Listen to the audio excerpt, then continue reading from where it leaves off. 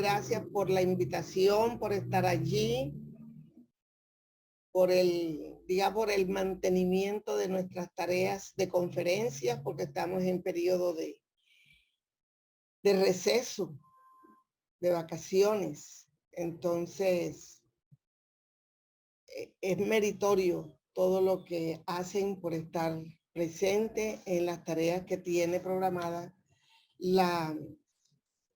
el Centro de Estudios Espíritas Sin Fronteras. Bien, el tema de hoy, reconciliación, vamos a compartir pantalla, está basado inicialmente en el Evangelio según el Espiritismo, en el capítulo 10, bienaventurados los misericordiosos, en el ítem exactamente que nos está hablando a nosotros de esta reconciliación. Se está viendo en pantalla que de este libro, el Evangelio según el Espiritismo, Juana de Ángelis saca este ítem, el de reconciliación, para permitirnos a todos entender la necesidad de reconciliar. Y hace un estudio de verdad muy serio, muy a conciencia, muy bien dirigido. Y nosotros que tenemos la fortuna de estar militando en las filas de la doctrina espírita, tenemos la ventaja de comprender mejor este análisis que ella nos brinda. Reconciliarse indica que ha habido una ofensa, que ha habido un ofendido y que tanto el ofensor como el ofendido deben dejar de lado la situación perturbadora, amarga, resentimiento, todo, para poder llegar a la reconciliación, que no es más que un acto de perdón. Y el perdón es una forma de amar. Difícil, pero es una forma de amar. Entonces, ¿de qué se trata este capítulo que lo hemos venido estudiando? De que para reconciliarnos, nosotros necesitamos amar según lo indica el Maestro Jesús. El Maestro Jesús nos enseña que hemos sido llamados a trabajar en su viña, que hemos sido llamados a trabajar dentro de la tarea divulgativa, con el ejemplo en la vida personal, en la vida de todos nosotros, de nuestro entorno, de nuestra familia, de nuestra comunidad. Y nos dice, aquel que fue a hacer su ofrenda al altar en el templo, y él le dijo, pon tu ofrenda allí si tienes algo en contra de tu hermano. Ve y búscalo, reconcíliate con él. De lo contrario, reconcíliate con él mientras estés en el camino de la vida, de esta vida presente, de esta vida de encarnado. De lo contrario, de cierto te digo que no saldrás de allí hasta que pagues el último cuadrante. Y uno podría interpretar esto, no saldré de aquí, de esta vida. No, no saldremos de la deuda, del compromiso. No saldremos hasta no pagar el último centavo, podríamos llamarlo en el idioma que usó el Maestro Jesús, el último maravedí, que significa lo más simple y lo más pequeño de la moneda. Porque cuando ponemos la mano en el arado para el trabajo, no debemos mirar jamás hacia atrás. ¿Qué vamos a encontrar atrás con el espejo retrovisor? Lo que nos hicieron, lo que nos ofendieron, lo que nos robaron. Claro que no vamos a ver a quién ofendimos nosotros, a quién desestabilizamos nosotros, a quién arruinamos nosotros. Entonces no miremos hacia atrás. Pongamos la mano en el arado, en el trabajo, sigamos adelante, reconciliémonos con aquellos con quien tenemos diferencia para que podamos salir libres victoriosos, sobre todo con la libertad que nos merecemos. Y cuando Juana nos habla a través de sus obras y nos está diciendo cómo eran las palabras del Maestro Jesús, eran sencillas, claras, honestas, sin tergifugios, y todo su ministerio se caracterizó por la energía de sus postulados, por sus palabras, por la austeridad de lo que ellas contenían. Y es allí donde él nos está reclamando que no debemos tomar el arado para mirar hacia atrás. ¿Para dónde vamos a mirar? Al panorámico. Todo lo que tenemos por delante. Y por delante no sabemos ni cuánto tiempo tenemos, ni cuántas oportunidades se nos van a presentar. Por eso hay que aprovechar la mínima oportunidad que se nos presente de reconciliar, de trabajar. Porque cuando entendemos el mensaje de Juana que nos dice que las decisiones presentadas son firmes y honestas, las decisiones presentadas por el Maestro Jesús, exigiendo el esfuerzo de nosotros, que para nosotros puede ser sacrificio, significa entrega total, con la conciencia lúcida, es decir, con la razón, con el conocimiento, sin esperar que vamos a tener más adelante titubeos. Por eso mismo es recomendada la reflexión ante los desafíos, esta reflexión ante los desafíos que facilitan la dedicación del postulante al reino de los cielos. ¿Quién es el postulante? Todos nosotros que queremos la felicidad espiritual, que queremos trabajar en esta experiencia y queremos tener un espacio en ese mundo maravilloso espiritual de paz y alegría. Como postulante al reino de los cielos, tenemos que hacer ciertos sacrificios para que la estancia en la erraticidad sea agradable, sea de felicidad. Decíamos esto, que el lenguaje del Maestro Jesús era claro y definido. No permitía interpretaciones escapistas o estrúbulas, es decir, totalmente honestas frente a la que él nos estaba presentando.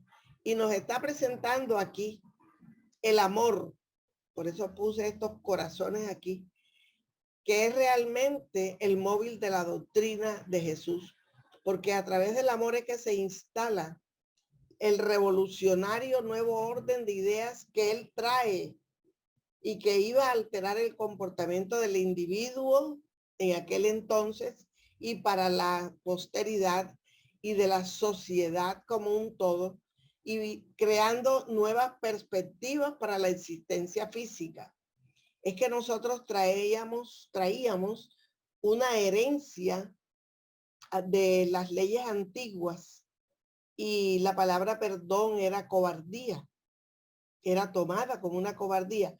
Entonces el Maestro Jesús, al hablarnos a nosotros de amor, de perdón, de reconciliación, era una actitud, una conducta revolucionaria la que él nos estaba proponiendo. Entonces esto sería apenas el preámbulo de lo que nos esperaría de naturaleza espiritual. Todas las invitaciones que el Maestro Jesús nos hacía con sus palabras, y si buscamos la esencia del mensaje de las bienaventuranzas, todas estas invitaciones que nos hacía con una recompensa eran pronunciadas de manera directa. Bienaventurados los misericordiosos, porque ellos alcanzarán misericordia. Y nosotros todos somos necesitados de misericordia. Es la esencia de la doctrina de Jesús. Entonces, la base estructural de toda esta invitación de las bienaventuranzas en general es el amor que dimana de Dios y se encuentra inherente en las criaturas humanas. Todos nosotros tenemos el brote, la semilla, el botón del amor a desarrollar. Lo podemos ver en la ley del amor, el mensaje de Lázaro, donde nos da todo ese proceso de evolución, tanto en lo emocional, en lo espiritual, en lo físico. Nosotros los seres humanos que deberíamos concientizarnos de lo que vale el amor y constituir el amor como una regla de vida en todos los momentos. El amor en todos sus matices, tolerancia, paciencia, respeto, indulgencia, todo lo que realmente podemos hacer en beneficio del prójimo es amor. Y nosotros lo podemos realizar y ejercitar de manera constante, de tal forma que impregnándonos de la certeza de la sobrevivencia del alma y de la certeza de la justicia divina, que nada se le puede oponer, conformándose en obstáculos para la conquista del objetivo deseado. Entonces, cuando nosotros entendemos que el amor es la base estructural de que podamos nosotros ejercitar el amor, ese mismo amor como un comportamiento revolucionario, y que estamos encaminándonos como realmente lo deseamos, como unos postulantes al reino de los cielos, es decir, al reino de la felicidad moral y real, nosotros vamos a entender que como almas sobrevivimos al fenómeno de la muerte física y también estamos inmersos en los paneles de la justicia de Dios, de la justicia divina. Entonces, cuando hemos sido llamados a militar en las filas del espiritismo, vamos a encontrar que esta es la ciencia del amor, el espiritismo. Y esta se convierte en una nueva era para la humanidad. Por eso no debemos extrañar muchas veces de estas afirmaciones que presenta el Maestro Jesús, que a veces parecen que violentan el carácter moral. ¿Pero de quién? El carácter moral de aquellos individuos que están o estamos entrenados para vengarse o vengarnos, para vivir en la autodefensa. Vivimos armados con las uñas, con la palabra hiriente, con las reacciones ofensivas, para la preservación de los valores de la sombra individual y colectiva. Entonces, si nosotros vivimos en esa situación, armados hasta los dientes, para vengarnos, para defendernos, aquellas palabras de Jesús, muchas de ellas parecieran que fueran realmente violatorias de carácter moral, porque nosotros vivimos bajo la sombra individual y formamos parte de esa sombra colectiva donde realmente no nos hemos transformado y en nosotros predomina el egoísmo y las pasiones primitivas. Entonces, la claridad que se esparce de la buena nueva, el mensaje de Jesús a través de sus diferentes autores del Nuevo Testamento, de todos y cada uno de aquellos autores que han traído para nosotros este mensaje crístico. Esa claridad es libertadora, así de sencillo. Si la entendemos, no al pie de la letra, sino según el espíritu, facilita al ser el autoencuentro. ¿Cuál es el autoencuentro? El autoconocimiento, porque yo me voy a reconocer a mí misma todo aquello de lo cual yo estoy padeciendo y hago sufrir a los demás, ofendo a los demás, hiero así los corazones de los demás. El autoperfeccionamiento, porque hago un programa de trabajo que me va a permitir erradicar esos vicios y esas pasiones primitivas y voy a lograr superar el ego para llegar a tener la luz que me brinda el self, es decir, el proceso evolutivo posible de alcanzar en este nivel. Pero miremos lo que nos dice la ley antigua de donde todos nosotros venimos. La ley antigua nos está enseñando a nosotros que la figura del perdón es presentada como una conquista que se logra mediante una retribución. Yo te perdono a cambio de algo. La retribución es la ofrenda. Cuando se ofende a Dios por causa de nuestros comportamientos equivocados, porque tenemos errores muy grandes en deficiencias de orden moral, allí se encuentran estatuidos en sus códigos los instrumentos para imponer la reparación. Entonces, cuando se ofende a Dios, nosotros tenemos que buscar esos códigos y hacer la reparación a quien hemos ofendido. En eso eran muy hábiles los fariseos, lo aplicaban de mil maravillas, utilizaban sofismas y ardides que culminaban en los sacrificios incluso de animales, de frutas, de cosechas, así como por medio de otros recursos específicos monetarios que les pudieran ser redituables. Entonces, todo esto lo traemos nosotros inscrito en nuestro psiquismo, todo aquello que nosotros de alguna manera hemos venido heredando desde el pasado, cuando logramos realmente comercializar con la ofensa que hemos cometido y muchas veces pagar con cosas materiales. Cuando el Maestro Jesús encarna en este planeta, él como ciudadano era cumplidor de todas las obligaciones convencionales y aceptó todos los comportamientos atávicos, pero él agregó a esa política que encontró que era legal, así fuese ancestral, necesaria en los primordios de la cultura del pueblo hebreo, él amplió el espacio para colocar la ética del amor como mecanismo superior.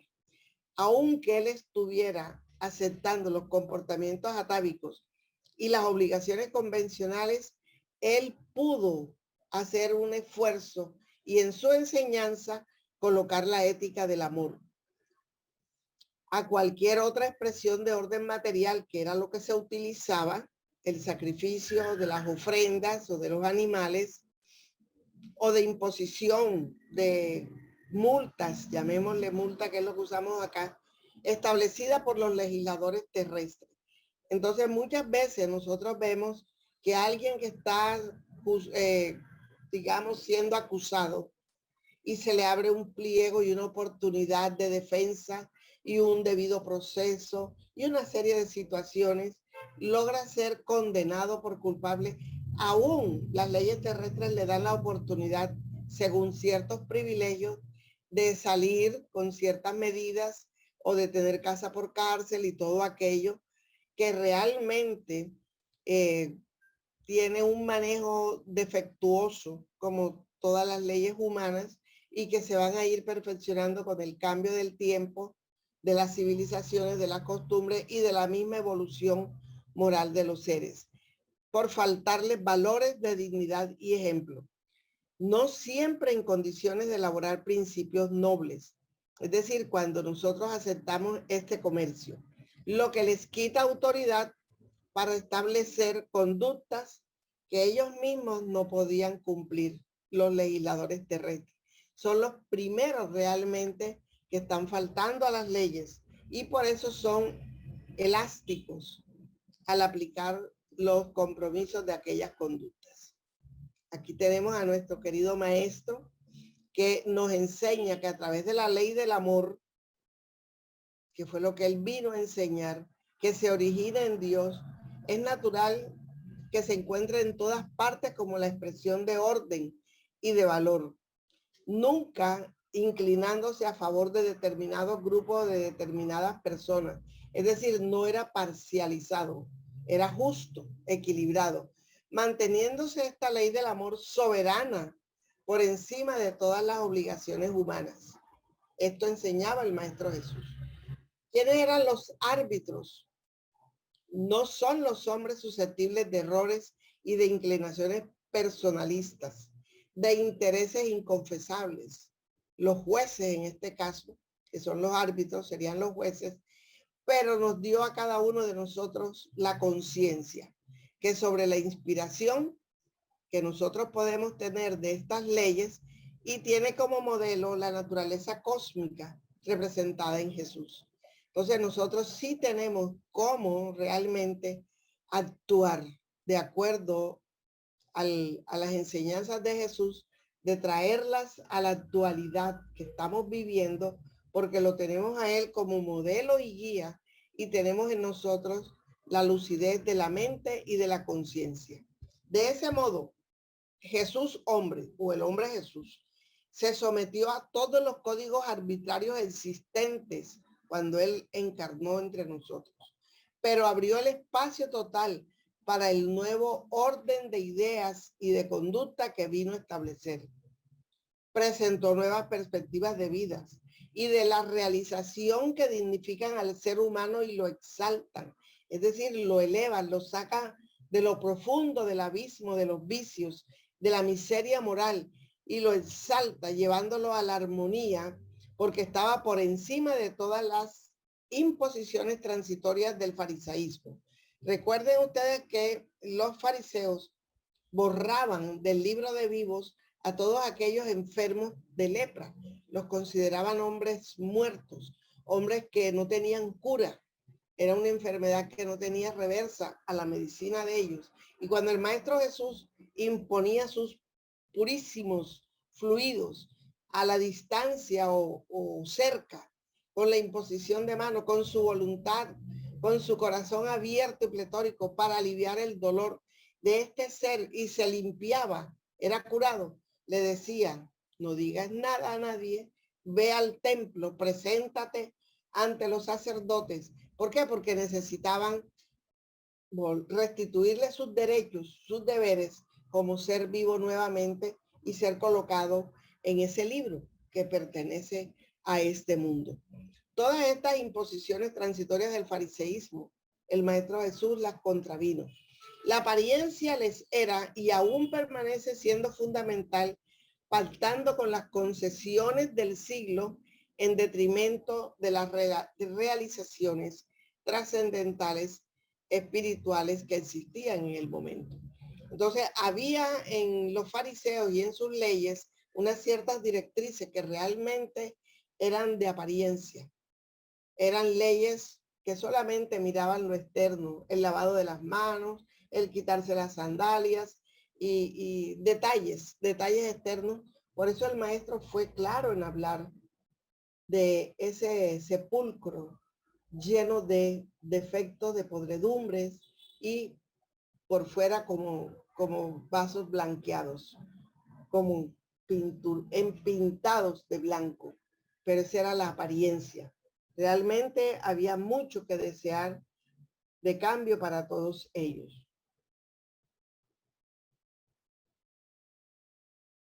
Entonces vamos a entrar que para poder reconciliarnos, nosotros tenemos que llegar al perdón. Y a la luz de la psicología profunda, la doctora Juana de Angeli nos dice, el perdón es la superación del sentimiento perturbador del desagravio. Superar ese sentimiento perturbador porque nos han ofendido, porque nos hirieron en lo más profundo de nuestro ser, porque nos desbarataron el hogar, porque nos hicieron daño en la vida física, nos enfermaron, lo que fuera que nos hayan hecho grave. Tenemos que superar ese sentimiento perturbador que es el odio, el resentimiento, el deseo de venganza, porque de allí sale todo aquello. Y es lo que realmente al superarlo no podemos dejar herir, no nos podemos dejar herir por los acontecimientos que nos afligen de estas relaciones interpersonales. Hay traición, hay engaño, hay intriga en esas relaciones sociales que a veces creemos que tenemos 5 amigos o amigas y no tenemos sino 1 o 2. Por eso podemos darnos por bien servidos por tener uno solo. Y en esta oración de gratitud que Divaldo nos declama con toda su fuerza, como si fuera la primera vez, encontramos que aún estando solos nosotros, tenemos a nuestro Padre Creador. Y a un hogar solo, así no tuviésemos una mascota, tenemos la felicidad de haber nacido, de haber crecido y de haber creído en el Padre. Por eso es tan importante que esta experiencia de vida sea superada en todos estos conflictos y en todos estos tropezones que son naturales dentro de las relaciones sociales. El perdón tiene un significado más que periférico o de apariencia social, representando la permanencia de la tranquilidad interna ante los impactos desgastantes externos. Entonces seguimos recibiendo golpes, seguimos recibiendo traiciones, seguimos recibiendo calumnias, suponiendo que así sea, seguimos recibiendo impactos externos. Lo importante es que el perdón consiga que nosotros se logre esa superación de ese sentimiento, alcanzando esa tranquilidad. Entonces, ese sentimiento perturbador aturde cuando el individuo no está provisto o no está preparado de una seguridad en las propias realizaciones, cuando nuestra conducta realmente también es defectuosa, cuando no tenemos la estructura suficiente de la conformidad que debiéramos tener, ni confiado en la correcta ejecución de los programas. Nosotros tenemos muchos programas a realizar que exigen sí desafíos, exigen de nosotros entrega, abnegación, sacrificio, por medio de pruebas comprensibles delante de los obstáculos que vamos a tener siempre al frente de nosotros. Siempre. Cuando alguien se encuentra en la aflicción, en el dolor, en la ofensa o en la queja, destilando amargura o malestar moral, quejándose a toda hora por acontecimientos desagradables que hacen a su forma de comportarse espiritualmente con fidelidad a los compromisos abrazados.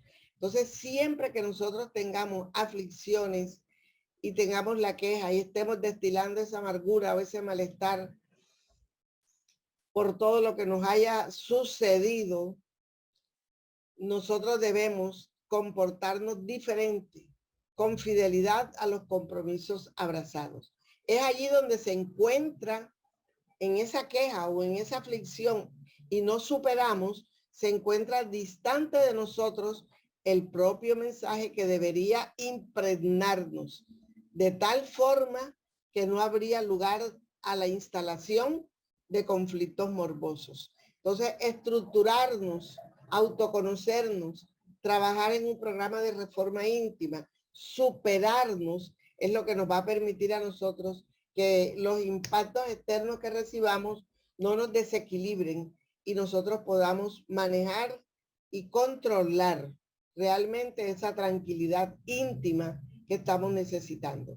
La autoconciencia identifica todos esos hechos y los supera.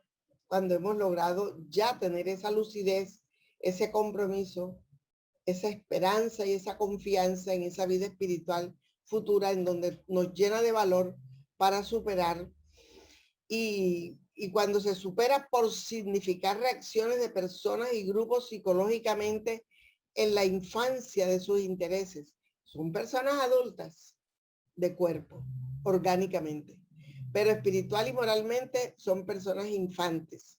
Algunas veces escuché la palabra, son pigmeos, no han crecido nada y se empeñan en mortificarle la vida a los demás. Entonces, cuando esto no sucede y tenemos este conocimiento y tenemos lucidez y estamos haciendo nuestro trabajo, estamos cumpliendo los desafíos de nuestras programaciones, nosotros vamos a superar todos esos conflictos que son patológicos, morbosos, que pueden generar en una enfermedad. Entonces, la autoconciencia identifica todos esos hechos, los supera, porque entiende que significan las reacciones de personas y grupos que están en la infancia, aún vinculados a los juegos de la ilusión, que se están disputando supremacías y proyecciones sin ningún sentido profundo.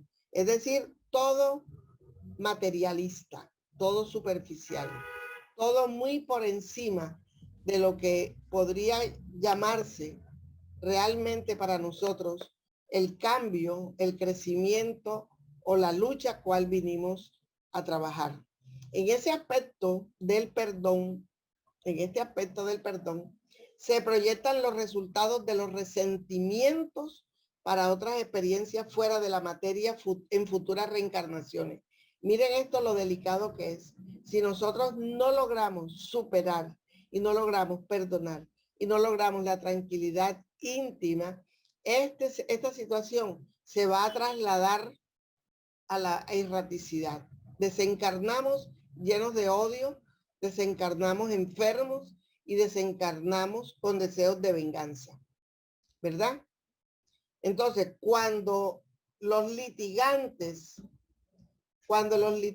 que son al que yo ofendí y el que me ofendió a mí, pasamos a la vida espiritual con esa situación de resentimiento, de odio y de morbo, entonces es cuando nosotros vamos a enfrentarnos a la lucha y a los procesos obsesivos.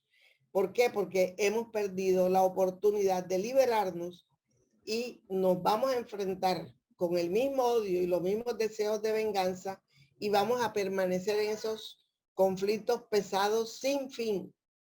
Vamos y venimos y reencarnamos y tenemos la misma enemistad y entramos en el mismo grupo familiar y seguimos odiándonos y seguimos teniendo las asperezas y volvemos a desencarnar y no hemos logrado perdonar y reconciliarnos.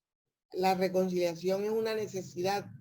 No hemos logrado eso y entonces vamos a perder la oportunidad de haber estado cerca de la doctrina, cerca del enemigo, cerca del conflicto, y nosotros mismos estamos cargados de esa serie de problemas y nos van a alcanzar los hilos de la obsesión en nuestra vida, porque vamos a reencarnar, sí, y vamos a traer en nuestro psiquismo la génesis de esas psicopatologías, es decir, de problemas de conducta, porque nos volvemos ácidos totalmente, no razonamos, no reparamos, no cedemos por nuestro egoísmo y nuestro orgullo, y entonces vamos a encontrarnos con aquellos que nos están cobrando, los cobradores espirituales que ya sabemos qué nombre tienen, que a pesar de estar desprovistos del cuerpo físico, ellos permanecen lamentablemente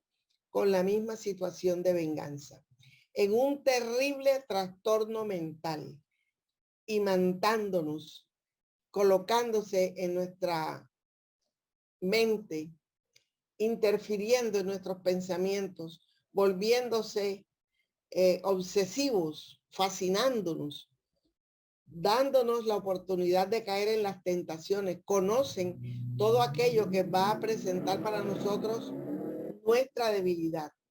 Van a generar dilaceraciones psíquicas, es decir, nuestra mente se va a trastornar.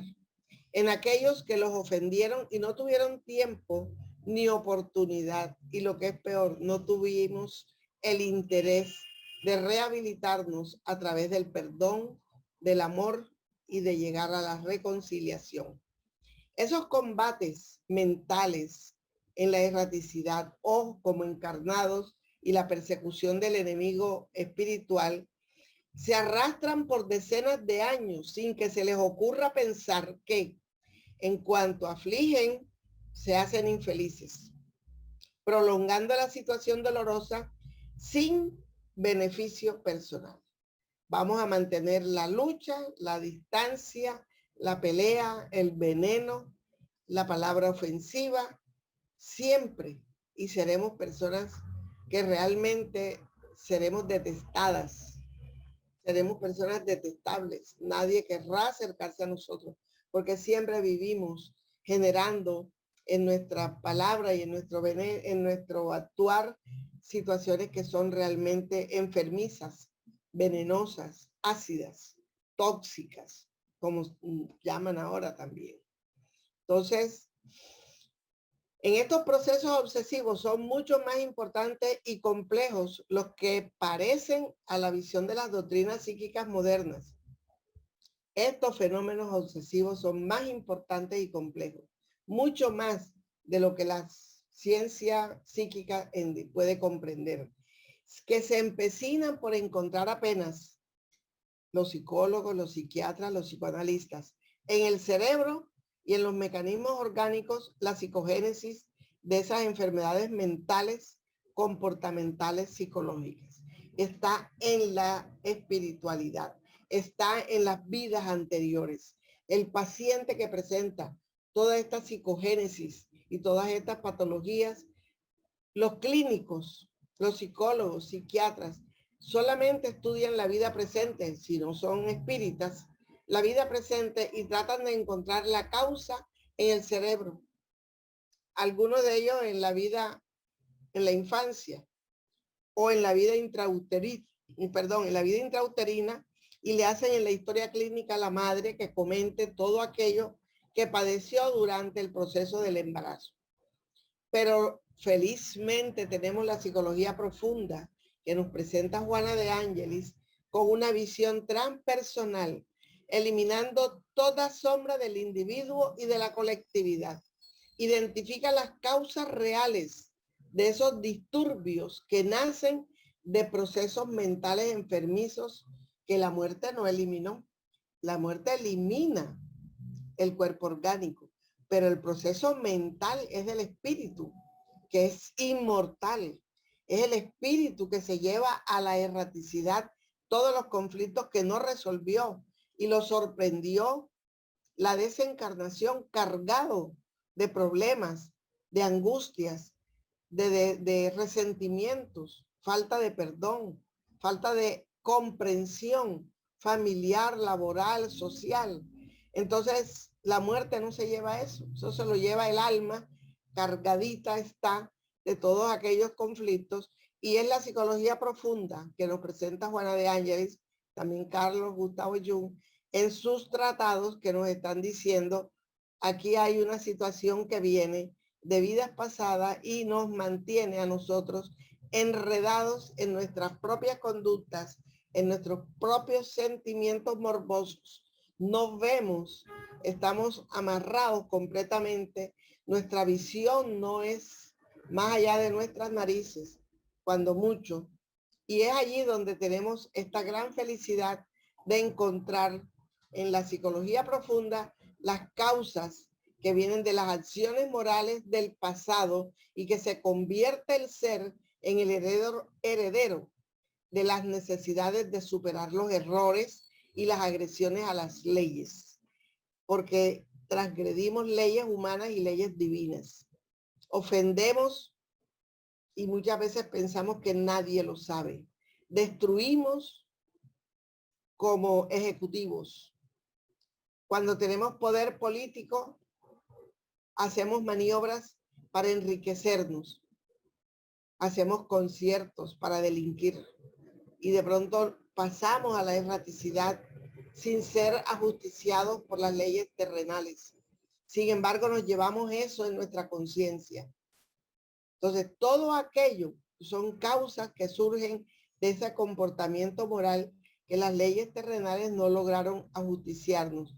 Y nosotros nos convertimos así en herederos de eso, de superar esos errores y esas agresiones a las leyes. Traemos la culpa, insculpiendo en los pliegues íntimos de los mecanismos reparadores, entre los cuales se encuentran las alienaciones mentales, es decir, la locura, la esquizofrenia y todas esas enfermedades de orden mental. No obstante, también inscriban los delitos contra otras vidas que pasan en su insanía a exigir reparaciones por el sufrimiento, imponiéndoles persecuciones despiadadas, como ocurre en los paisajes terrestres entre aquellos que se odian.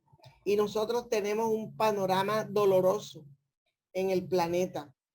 Tenemos esa persecución, de esa ambición de ese gobierno islámico, de los talibanes, de las vidas que están sufriendo, mujeres, niños, todos.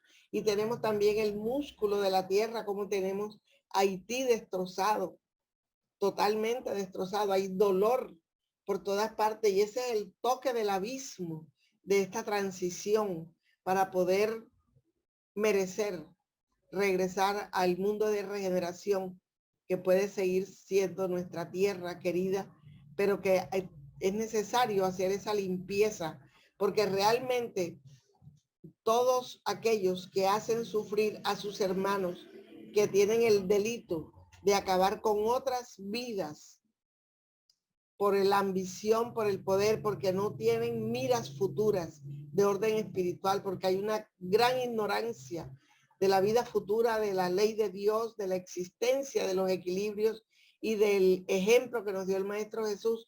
Todos ellos van a tener que reparar por ese sufrimiento y serán, como nos dice Manuel Filomeno de Miranda, automáticamente exiliados a mundos primitivos acordes a ese nivel que ellos manejan. La muerte del cuerpo no libera al espíritu de las pasiones, sean nobles o sean inferiores, que tipifican la conducta moral. Nosotros nos llevamos lo que hemos hecho, lo que tenemos, lo que construimos, lo que nos instruimos, todo lo bueno, pero también lo malo, o lo que dejamos de hacer bueno. Más bien le amplía el campo de vivencia, la muerte del cuerpo físico, porque al estar despojado de los límites impuestos por la materia, concede más espacio para acciones que son compatibles con el nivel evolutivo. El no tener el cuerpo, el estar en la erraticidad, nos permite a nosotros como seres espirituales tener una dimensión mayor de nuestros sentidos, un comportamiento con mayor responsabilidad, una gran voluntad de tomar resoluciones, de mirar nuestra vida, todo el tiempo que perdimos, todas las oportunidades que perdimos, y entonces deseamos que nos den un cupito en cualquier hogar para regresar a cumplir con lo que dejamos pendiente, a ganar el tiempo que en un momento dado perdimos. Entonces es cuando viene realmente lo que el Maestro Jesús llama el llorar y el crujir de dientes, el sufrimiento de verdad. Entonces tenemos aquí que el Maestro Jesús, que a todos nos enseñó, aquí tenemos en esta imagen, podríamos decir, a los grandes señores que se consideraban autoridad para juzgar a esta mujer sorprendida en adulterio y que se agarraban de la ley mosaica que decía que la mujer sorprendida en adulterio debía ser lapidada. Entonces, en este momento el Maestro Jesús no dijo incumplan con Moisés o no dijo cumplan con Moisés, sino dijo el que no tenga pecado arroje la primera piedra sobre ella, y él dio la espalda y se agachó y siguió escribiendo con su dedo en la arena. Dios permite como enseñanza para verdugos y víctimas que deben amarse antes que agredirse, disculpar y conceder la oportunidad a la reparación sin permitir el dominio de la sombra que aturde y trae infelicidad. Tenemos los libros Trigo de Dios, que nos habla del hombre con el cual la adúltera estuvo, con el cual ella fue infiel. Y está ese pasaje porque es que en el Nuevo Testamento nunca hablan del hombre que fue culpable de ese adulterio. Hablan del marido que en esa sociedad tan machista como la que manejaba Moisés y la que encontró el Maestro Jesús, en esa sociedad tan machista, el hombre podía tener un harén. Hoy somos iguales por la doctrina espírita, hombres y mujeres, con los mismos derechos, con los mismos deberes, con diferencias físicas y con funciones diferentes. Pero como hijos de Dios, somos iguales. Entonces, el Maestro Jesús nos enseñó que esta mujer no le dijo, tú has hecho bien, no. Anda y no peques más. Es decir, no lo vuelvas a hacer. Luego, en la intimidad de ellos dos le está recriminando su falta, pero en la intimidad y en el público, vamos a ver quién de ustedes puede o se siente con autoridad para lanzar la primera piedra.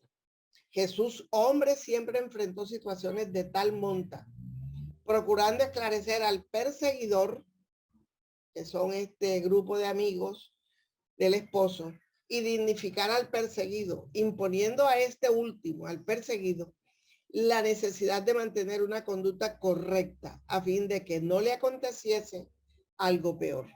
Y fue la recomendación a todos aquellos que recibían el beneficio de su curación, de su palabra, el beneficio de su conocimiento, de su amor, de su comprensión. En la perspectiva de la psicología profunda, que es lo que Juana nos está enseñando, aquel que permanece en un clima de venganza se amarra a los eslabones de renacimientos inferiores. Es decir, renaceremos con dificultades de salud, con enfermedades congénitas. Renaceremos en núcleos sociales deprimidos. Serán de mucho sufrimiento. ¿Por qué? Porque nosotros mantenemos el clima de venganza y porque no logramos expresar el amor en el perdón, sin conseguir liberarse del ir y venir a la erraticidad y a la encarnación, ir y volver, porque interiormente no brilla la luz del amor, porque no aprendemos a amar, no aprendemos a perdonar, no aprendemos a comprender, no aprendemos a respetar las diferencias que puedan haber. El amor es el único recurso que propicia felicidad y depuración. El odio nos aprisiona a aquel que lo mantiene con relación a quien padece su opresión penosa. Yo te odio y entonces aquella persona siempre va a recibir de mí dardos venenosos, pensamientos hirientes, energía pesada, terrible, terrible. Entonces esa opresión penosa la recibe el perseguido.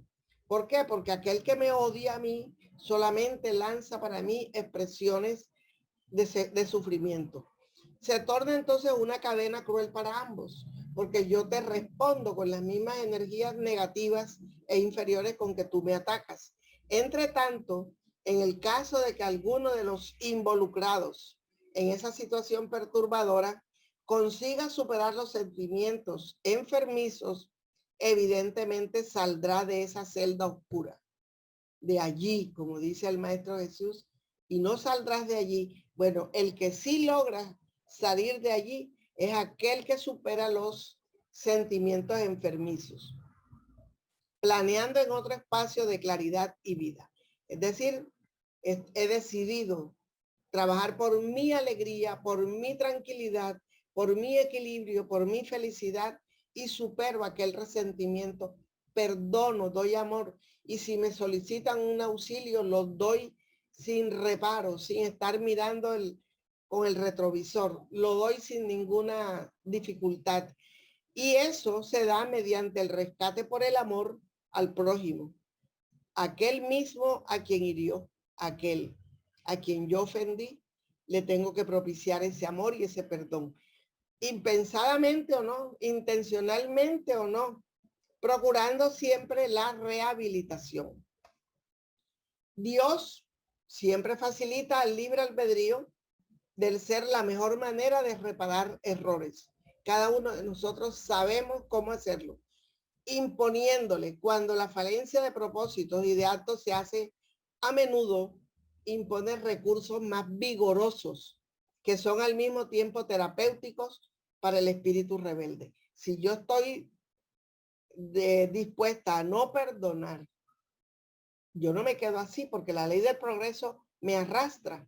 ¿Y de qué manera? Me obliga, me coloca en una situación en que yo tenga que solicitarle a aquel a quien yo no quiero perdonar, tenga que solicitarle un favor, un auxilio, una medicina, un abrigo, algo. Entonces, cada vez será más difícil, pero tendré que lograrlo porque la justicia divina siempre me va a poner un recurso cada vez más de acuerdo a mi rebeldía y esa será realmente el camino a través del cual yo como espíritu rebelde voy a ceder. A eso se le llama terapia, terapéutica. Entonces nosotros mismos nos haremos acreedores a una terapéutica más difícil en la medida en que nuestra rebeldía sea mucho más fuerte. La justicia de Dios establece parámetros que no pueden ser violados insensatamente e impunemente, proporcionando medios valiosos de armonía y plenitud mediante los cuales el amor es siempre el árbitro de todos los acontecimientos. Qué belleza de párrafo. Se establece la justicia de Dios a través de unos parámetros que no pueden ser violados impunemente o insensatamente. Y nos va a dar los medios valiosos para que nosotros logremos nuestra armonía, nuestro equilibrio y nuestra plenitud, mediante los cuales siempre estará presente el amor servicio, el amor entrega, el amor abnegación, el amor compartir, el amor indulgencia. Y ese será siempre el árbitro de los acontecimientos. Merece tener siempre en mente que toda situación embarazosa e infeliz enfrentada debe ser regularizada antes de que ocurra la muerte física. Aquí está el detalle. Cuando estés en el camino, procura reconciliarte con tu hermano. Antes de que nos coja la muerte física, debemos estar regularizados a fin de que no sean transferidos todos los resentimientos, razones de odio y de situaciones dolorosas a planos diferentes a los que nosotros nos va a quedar muy difícil conseguir la reparación y la paz. Jesús ejemplificó siempre e incesantemente tal necesidad, perdonando aún a los más impenitentes adversarios que lo sitiaban. En la cruz, después de 3 días de prisión, sin alimento, sin agua, azotado, desangrado, deshidratado, debilitado y con una cruz pesada, a caminar no sé cuántos kilómetros, con 3 caídas, con una cruz de espinas en sus sienes. Los perdonó. Padre, perdónalos, que no saben lo que hacen. Dejando en su conciencia el resultado de la insidia. Jesús los perdona, pero ellos quebrantaron la ley y en su conciencia queda y tendrán que pagar por ello, que los encadenaría a la prisión terrestre hasta que se depurasen de las actitudes adoptadas. Es decir, reencarnarán tantas veces como sea necesario, todos ellos los que propiciaron este sacrificio penoso con tanta maldad y alevosía, hasta que superen realmente ese grave error que cometieron. De este modo, cabe a cada conciencia la práctica del perdón indistinto. Nosotros todos, cada uno de nosotros, tenemos conciencia. Entonces, es a nuestra conciencia la que nos cabe la práctica del perdón.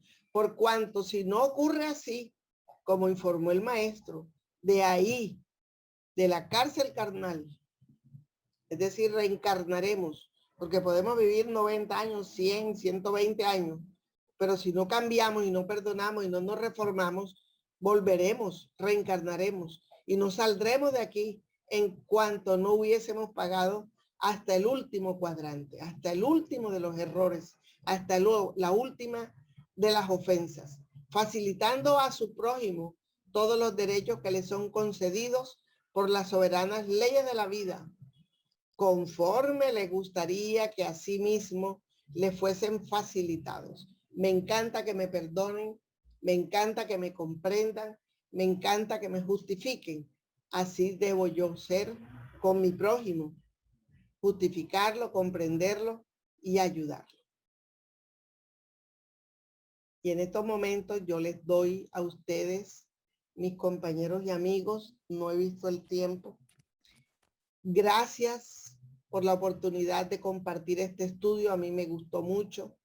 Me parece una lección maravillosa y que aprovechemos la vida como un regalo de Dios a través de estas enseñanzas de Juana de Ángelis y de esta pluma de oro que es Divaldo.